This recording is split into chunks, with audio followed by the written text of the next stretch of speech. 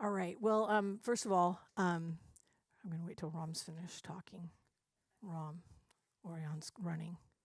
Anyway, so first of all, I want to thank the organizers for the invitation to come and speak. This is the first time for me in the Netherlands, and I've really enjoyed being in Sweden and Stockholm and seeing a lot of faces, people that have only seen their papers and I got to meet being here, so it's been very special. But it's also been very special to be here for my colleague to honor and celebrate. It's a very happy time. Rom asked me if he can say this, so I will say it. He was the one that recruited me to UC San Diego.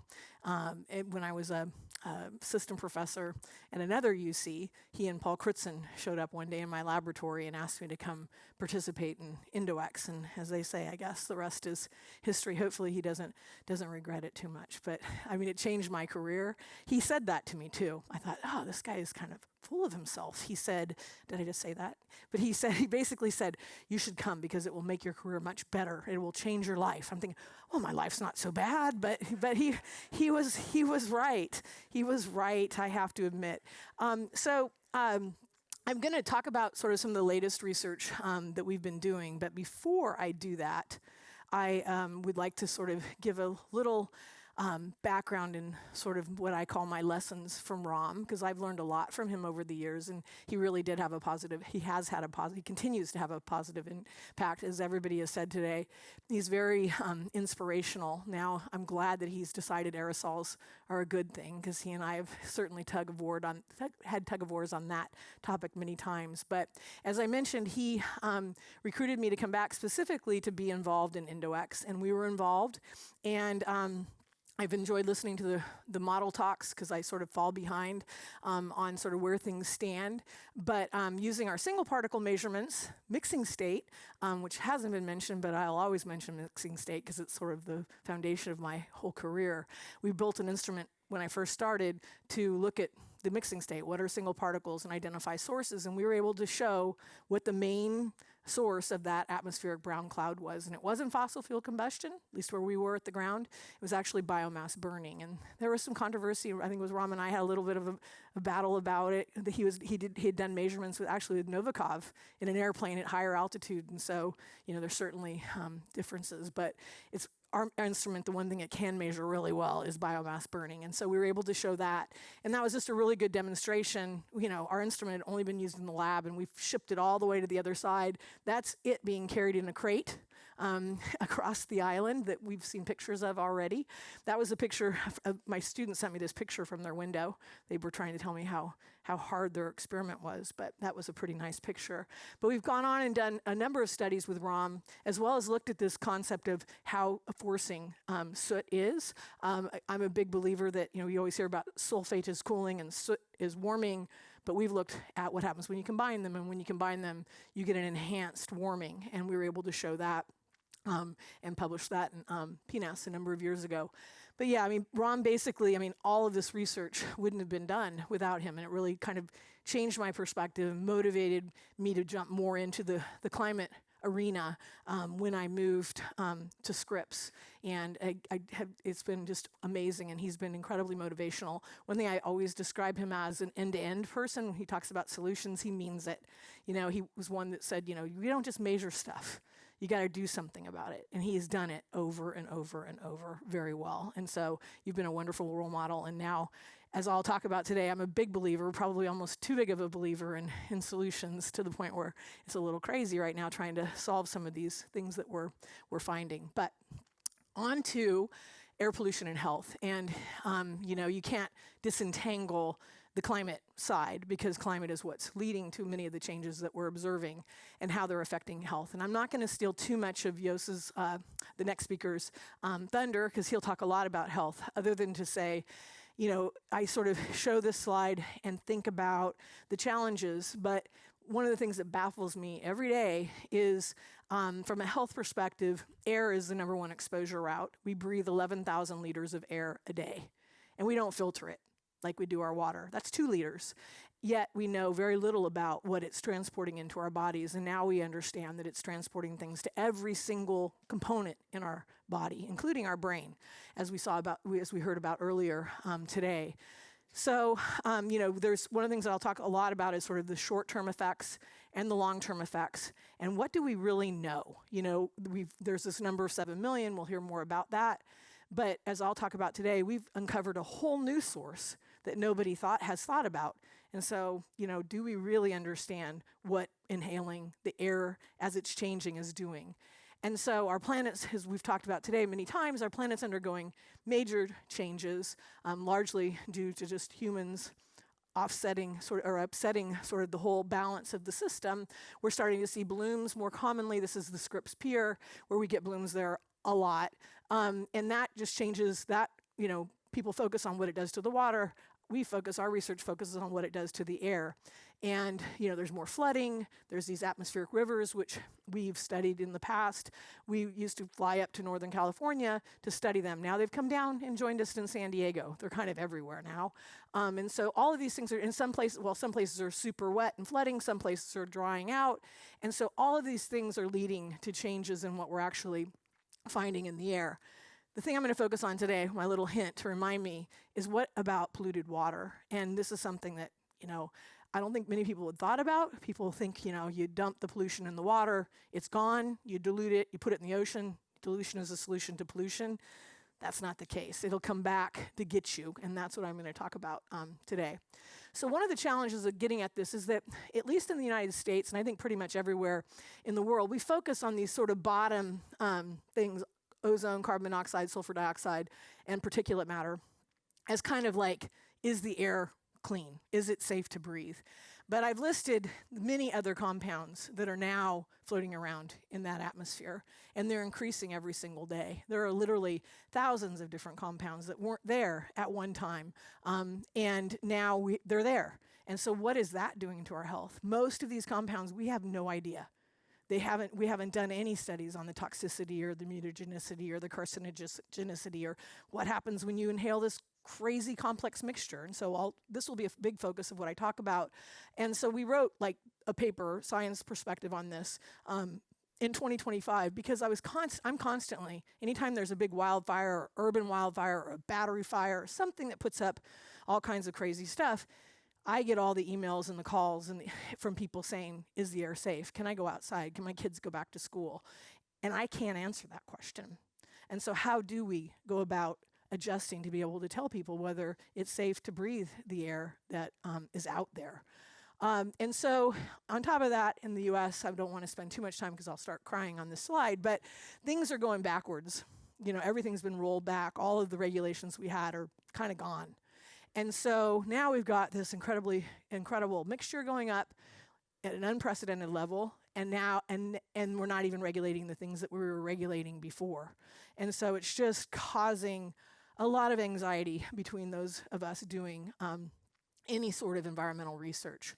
So my career started looking at aerosols, and in particular, as I mentioned, looking at single particles and how they can be transported around the Earth. A lot of my research was focused on which particles seed clouds. So I was listening to the model talks. It was like, there's a huge effect of aerosol source and how effectively it makes a cloud. So when I see clouds that look different, I wonder what the seeds are. Did the seeds change it? Because I know that they can. We've flown through clouds. We've shown that dust from Africa can change the snowfall in California by 60%. And that's only when dust is there, because dust gives you ice, and ice is the sort of magic ingredient. And so aerosols play a profound role, and I think one area of improvement would be for us to work more closely with the modelers and sort of work out some of the things, the assumptions that have to be made or have been made, and understanding how they're affecting our climate. And so I'll leave it at that. But I directed a center for 15 years called CASE, the Center for Aerosol Impacts on Chemistry of the Environment. It was a National Science Foundation Center for Chemical Innovation. And the focus of this was to basically, we realized that one of the least understood aerosol sources was our ocean, which we've heard about today covers 71% of the Earth. We understand a lot more about dust that comes out of, deserts and things like that. But the ocean is, vast, as we all know. And so how do you really understand how much of sea spray is coming out of the ocean as temperature changes or as biology happens? We basically are really interested in sort of disentangling the impacts of the chemistry, the physics, and the biology. And the only way you can really do that and do it well is Southern Ocean. Even though there's less anthropogenic sources, they're still there. You cannot really go anywhere to escape them now. So we brought the whole ocean. We told the National Science Foundation we were going to bring the ocean into the lab, and we did. And we were going to be able to replicate winds and waves and all that. So this is where we started. This is the first channel we used. It's a 33-meter long wave flume that had been used largely to look at CO2 exchange at Scripps. We put a lid on it so that we could isolate the ocean and we could make changes in the water. These have lights on it, so we're inducing some phytoplankton blooms in this case. But we do sort of a field study, but in the lab, where we have control. We can control each parameter and then look at the response. And so that was the whole goal of CASE for 15 years, is sort of understanding what controls this amount of sea spray that gets out of the ocean. Because if we can't even explain that. So one point I've talked to people about this, actually, this meeting, a lot of people don't think about sea spray too much, because when you think about radiative forcing, right, that's just supposed to be the human component. But don't forget, the human component is built on a background, right? And we heard about that a little bit earlier. If that background is varying by 7 orders of magnitude, as it is in models on sea spray, worrying about the little fuzz on top, is that what we should be doing, or should we be making sure that background is right? And one of the things we learned through 15 years is the background is not correct. This being used in any models, and so we'll be publishing this soon. But just answering simple things like, as our ocean warms, are we going to get more sea spray or less? As ice melts, are we going to get more or less? How are these things going to change? These are things that we've been focusing on. So I just was talking to somebody outside about this, but in sort of sorting out just the amount of sea spray that comes out, you can't forget about the biology that happens, right? The oceans are like a forest underwater. And a lot of times this is kind of ignored, but the oceans produce over half of the oxygen we breathe. And when there is a phytoplankton bloom, it changes the composition of the atmosphere through the gases and through the aerosols in a major way. So when we're sitting there trying to figure out the little changes due to, sort of a microscopic change at the surface, once biology kicks in, it trumps everything. We can't, then it's just like all bets are off. Everything's changing everywhere and you don't have control anymore. So I'll talk about this a little bit more. But the point is, we're really interested in making sea spray that looks just like the open ocean. That with waves that look just like the right same size bubble size distributions. We're working with oceanographers so that we could actually look at the ocean. What is the ocean doing and how is it changing? And so this is where we are now, and I'll just touch on this a little bit because it's relevant to the rest of my talk. But basically, we started with that first simulator that I showed you, and then this is interesting, isn't it? I feel like I'm going to poke some, if this had a pointer, you guys are going to be getting light over there. Anyway, this is SOARS. We've now gone from 3,600 gallons of seawater pumped into the ocean. This is 36,000 gallons of seawater pumped in. It has hurricane force winds. We can make sea ice in the system. It has an integrated atmospheric chemistry chamber, so we can look at how things change once they come out. And we can control everything in this system. And this has just come online in the last couple of years. And it's an open facility. I invite people to come visit at any time if you have reasons to sort of be interested in sort of the ocean impacts on anything. It's an incredible facility. And so this just shows you, it's in what's called the H lab, the hydraulics lab at Scripps. Those are solar pipes that you see those lined up I'm pointing, but you're not seeing. But anyway, so this is the wind tunnels. There's the breaking waves right there. If you look quick, they're right there. And there's a big lid, and then we have all of our instruments. This thing is massive. And as I say, we can control everything. We finally got it bumped up to where we can get up to about 100 miles an hour for winds as well. So we can make controlled waves, whatever sizes we want, whatever frequency we want, and we can also induce, and there's the waves right there. So that's sort of our observing window where we work with the oceanographers. They take pictures of the bubbles, and we get bubble size distributions, and we've learned all kinds of things by working across disciplines, microbiology on the biology side, obviously, and then with the oceanographers who taught us how to make sea spray correctly. It turns out there's a million ways to make sea spray incorrectly, so it was very important to us to make it properly. So this just shows a little bit more, a couple of my students working, if people are interested. If you're ever in the San Diego area, it is an impressive and a fun facility to visit. And if anybody ever wants to do experiments with us, we're pretty much constantly running. So this is the heart of the talk. After 15 years, one thing we learned how to do was to aerosolize things, to make aerosols from the ocean properly. And by that, I mean by making the bubbles right. You have to have the right bubble size distribution. And I love bubbles. I'm obsessed with bubbles now. And you might ask, how do we know what the bubble size distribution is? We use acoustics, and we listen to the frequency, the pop, the size distributions. We also image them and measure them that way, but that's a lot harder. But we basically know that these waves have the same bubble sizes and numbers as breaking waves out in the ocean. And so when those waves break, there are mechanisms that lead to the sea spray production. And you can see up at the top, there's film drops where you make this film that sits on top where a lot of the biology is that ruptures and makes, you can see the spray breaking off. And then jet drops come up out of the center. We were able to show in case that the composition of those two processes is completely different. So when people say sea salt, I kind of wince because it's much more complex than that. And sometimes some of them have a lot of salt, some of them have no salt. It really depends on how they were produced. And so we've learned a lot about how the production mechanism affects the composition. And when you finally get it right, it took us 3 years, but we finally got it right, and you start to see all kinds of crazy things that nobody's ever seen before. All these structures that kind of look like life cells. That's a bacterium with a phage that's actually invading it.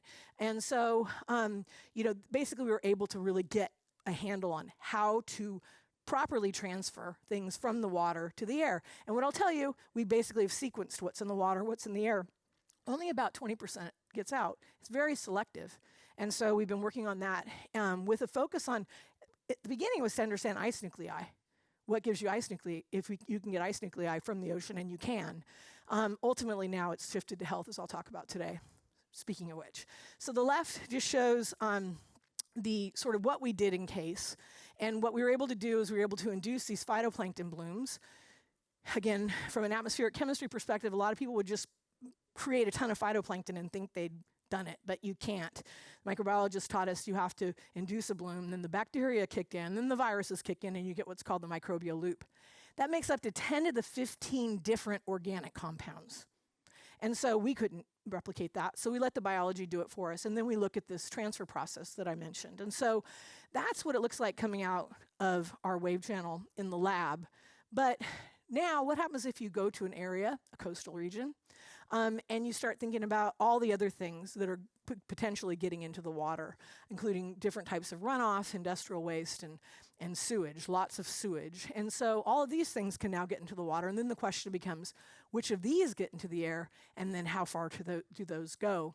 And so this was a pretty big shift, but this basically just adds a huge another layer of complexity. And so in San Diego, California, there is a region that has been heavily polluted with sewage. You might say, why do you care? Well, this has been going on since the 1930s, where tens to hundreds of millions of gallons of wastewater, raw wastewater, not processed, flow through a community at the US-Mexico border in San Diego, California. If I said that? So this is just crazy to me. Every single day, and dump into the ocean. Yeah, you heard it right. 100 million gallons a day sometimes. And in 2024, I think there was a total of 45 billion gallons that emptied into the ocean. And nobody's really done anything about it. It's been a very suppressed story. And so we came along and started thinking about which wastewater bacteria, like airborne disease. Do we see SARS-CoV-2? Do we see, all the things you hear about in wastewater for tracking disease? Which of those are getting in the air, and are they remaining infectious? And so we started doing this in about 2017, and we started really thinking about the aerosolization part that I mentioned, and really shifted it from being a water problem where if you don't want to get sick, just don't go swimming, don't go surfing, don't go to the beach. But once it's in the air, that air, as I've shown, goes for miles, right? And so now it becomes a much bigger problem, and now you can't really just ignore the poor people living literally the poor people, the underrepresented groups that are living at the border, which is what's been happening, completely ignored as they've been screaming that they're very sick. And so this was some of our early work where we worked along the coast. You can see the border right there and this estuary that dumps where the river goes through. The river starts in Mexico and comes across the border into this estuary where it goes across. I'm pointing again. So you can see that basically the river flows along the border and then dumps in right about here. You can see the waste right here going in. That's actually the wastewater. And what people were able to do, these beaches have been shut down now for over 4 years. Shut down. You can't go to the beach. And it's because the bacterial levels, the E. coli levels are so high. And so, basically this has been going on for multiple generations of families that live down in this area. It's really unbelievable. But we worked with the oceanographers the Scripps oceanographers in an early set of experiments where they released a dye and asked this question, where does the dye end up? Does it go up along the coast and that, sort of if it was pollution, would it get everybody? Or does it go out to sea and get diluted? And so we worked with them and then we measured the dye, looked to see if we saw the dye in different areas across San Diego, and we did. And so basically the punchline is that if it gets trapped in the surf zone, those are the breaking waves that will aerosolize it and get it into the air. So that was some of our early work. This again just shows, you can see up in the left, this is the river dumping into the ocean, gets trapped in the surf zone. These are my students. So what we do is we go all around the region and all the way up to Scripps, which is about 20 miles north, and we collect water samples and air samples paired. And we look at what's in the water and then what's getting into the air to try and understand this impact of polluted water on air, which nobody had really looked at before. And so one of the first things that woke everybody up, because this paper really kind of shocked a lot of people, we did genomic sequencing, and we sequenced what was in the river and what was in the air at the border. And we showed that up to 3/4, 76% of the bacteria that you breathe come directly from that river. I didn't expect it to be that high. And so this got people very concerned. And this was more the bio focus, the bioaerosol focus. And so, we see they grow. They're still infectious. We see phage. No one's ever seen, you shouldn't see phage. Maybe at a wastewater treatment plant, but not in a city. So you see airborne phage in the air. It's like worse than a wastewater treatment plant, and it's right where people are living. One of the questions became, though, what about the chemicals? There's a lot of chemicals. I forgot to mention, this is wastewater, so it's a combination of raw sewage from Mexico, as well as these things called maquiladoras, which are large industries. And they are there because they can dump whatever they want in that water. So those are the ones that I'm sort of more worried about from the chemical standpoint. But the answer is yes. We were able to detect, cocaine, methamphetamine, heroin, all different kinds of drugs, skin, sunscreen, you name it. We detected in the air down there. Concentrated levels near the river that would get lower as you moved from the river. So again, the river is just this massive source of this soup of things that you probably don't want to be breathing. All right, so I will pivot here to sort of how my research shifted, which is a relatively, I guess I would say it was a bit of a surprise to me, but you do what you have to do. We've been doing all of our studies during the winter. So to remind, maybe people know, in California, we don't get rain, except for we usually don't get rain. But normally when we get it, it's during a very narrow window. Starts about October and goes to March. And then outside of that, it's called the dry season. So one point I want to make is after March, after April, there should be no river. I refuse to you'll see, I think some of my slides I have river with quotes, because it's not a river. It is pure, raw wastewater running through these communities. So it's like having a broken sewage pipe just flooding through LA, which we all know would never happen.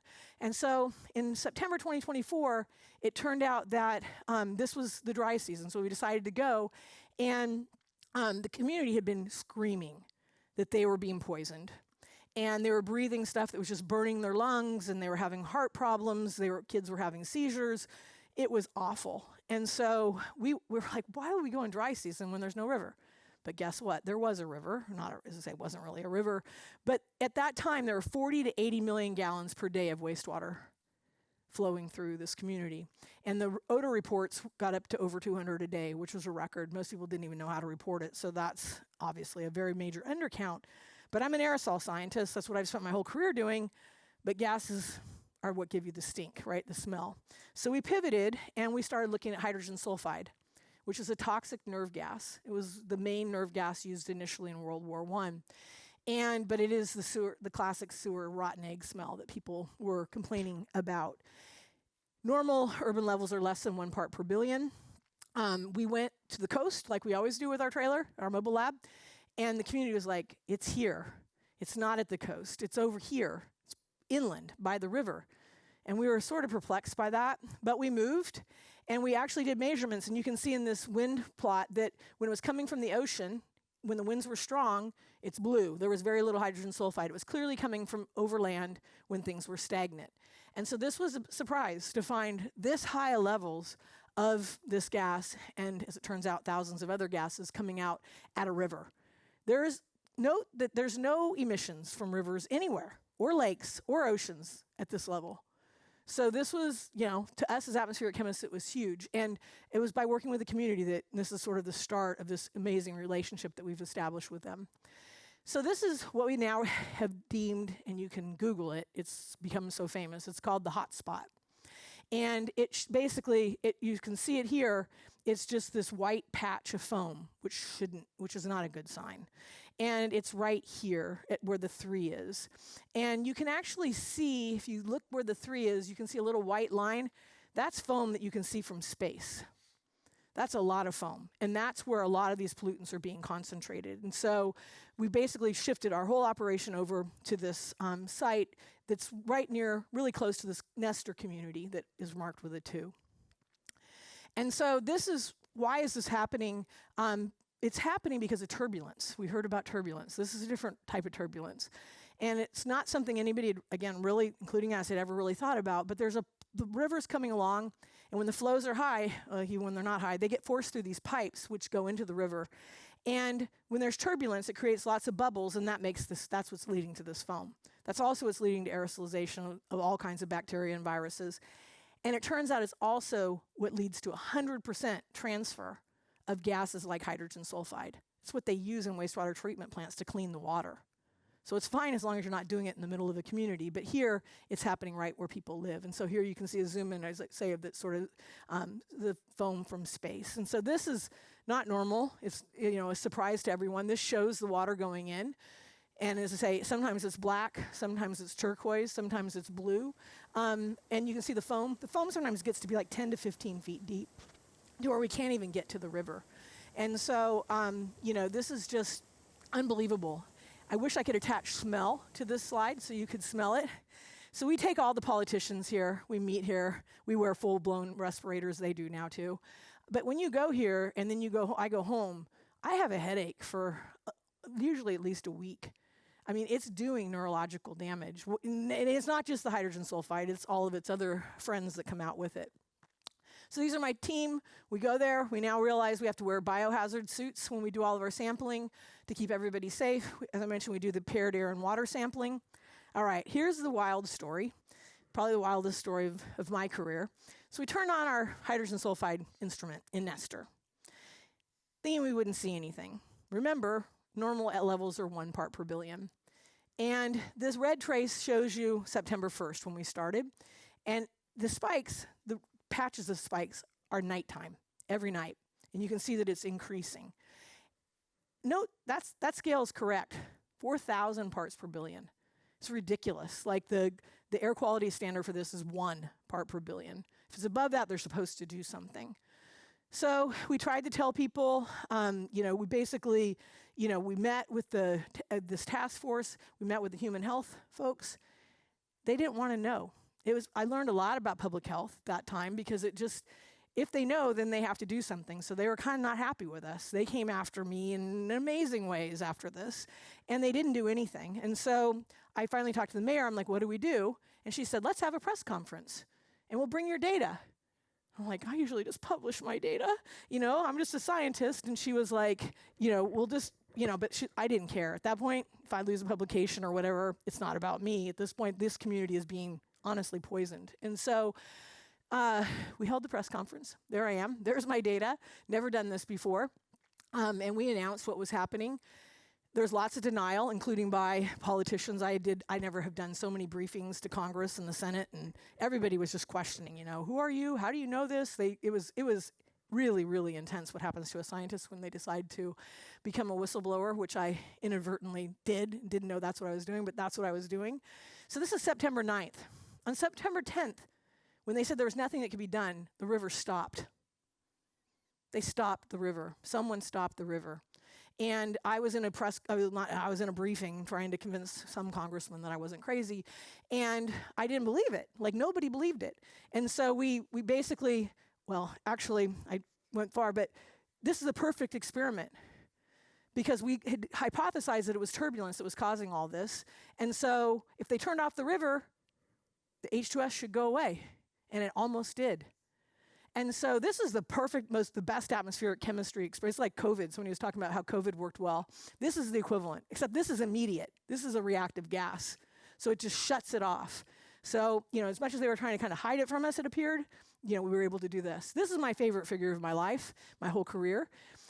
We plotted the community odor reports versus our H2S data, and the R is 0.92. So the community were the canaries in the coal mine. They had been correct. They didn't need our fancy measurements. They didn't really need us if people would just listen, but they wouldn't listen until we were able to show this. And so we published this in Science, and it became, very clear. This is a headline from the newspaper, but it was the week that changed the conversation. Everything shifted. Finally, there was attention. It's been now in the New York Times. Not as much as it should be. It's kind of fizzling again right now, to be honest with you. But, basically I just became a voice. I've done testimony. I've done, I don't even know how many interviews. But once people realized, wow, this could affect me. If it's in the air, it could get to me. It became everybody's problem.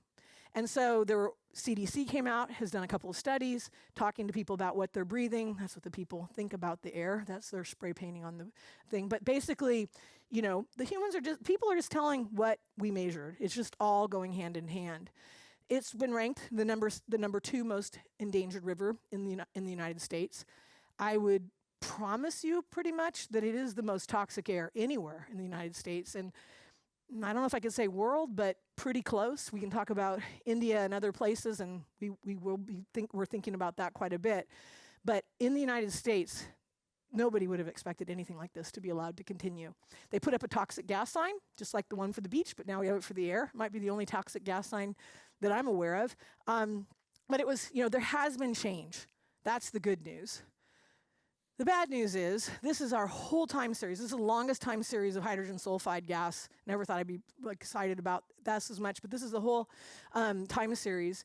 You can see the spike over there at the beginning when they turn off the river, and then it's just kind of sporadic, but it's still too high. And we've been able to really sort of test this theory. The worst conditions is when there shouldn't be a river, when it should be dry, and it's super concentrated. And actually, that's when you see the turbulence. That's when you see things being released. When it's super high volumes, like 1 million gallons a day, you don't see as much because it's dilute by rain. And so it's a really interesting connection that nobody's ever shown or studied before between water quality and air quality. So this is what it sometimes looks like. This is the foam I mentioned. They're capturing the foam. We find all kinds of heavy metals and different pollutants. Yamuna River looks just like it. There are many rivers in India and other places, as I'm learning, in the world that have this. So it's a problem. It's a global problem. We're looking at the health implications, and I'll go through this really quickly, but if people want to talk about it, we really need a state of emergency. We can go into the politics of why that's not happening and how I'm not happy about that. Should we clean the river? I think we just shouldn't dump stuff in the river, allow them to dump stuff in the river in the first place, but nobody's listening to me on this. We're looking at what happens when, what are the sources and what are the health effects? Nobody has a clue. There's not any studies done on anything like this. We're making organoids and exposing them. And this thing is driving me crazy, so I have to wrap up before it falls off. But yeah, so we're doing all different kinds of studies. We're now going to make a coupled ocean atmosphere model that we can use to hopefully predict and warn the community before they're smelling it and saying, oh, yesterday the levels were really high, which is what they're getting right now. So there's just a whole bunch of work that we've got to do. A lot of people thank me and congratulate me, but we have so much work left to do. I'm not even going to pretend. The point I want to make here for this audience, and I hope people, Well, think about this a little bit where you live. The Baltic Sea has similar issues. People think about pollution entering the ocean and how that's affecting ecosystems, but nobody thinks about how it's affecting the air. Massive effects on the air. And so, you can see it from space. This is work where you can actually track it. It's happening everywhere. This is the whole point. Everybody complains about sewage outfalls and runoff into water bodies. And so it's a global issue. And we need to think about how is this affect. This is a new source that nobody's thought about. I should mention we see higher levels of benzene coming out of that river than you get out of next to the freeway. So there's lots of cancer down there as well. So we want to start thinking globally. We're working in our own little backyard, but we plan on expanding and working with other people to start to really connect this new source and new exposure pathway with human disease. And so with that, sorry I went a little fast at the end, but lots to squeeze in. I'd like to thank my team, which I would not be standing here without. And I'd like to thank you all for listening. I know it was a little different than the other things that you've heard about, but it's always fun to learn new things, I hope. So thank you very much for your time. And congratulations, Rom.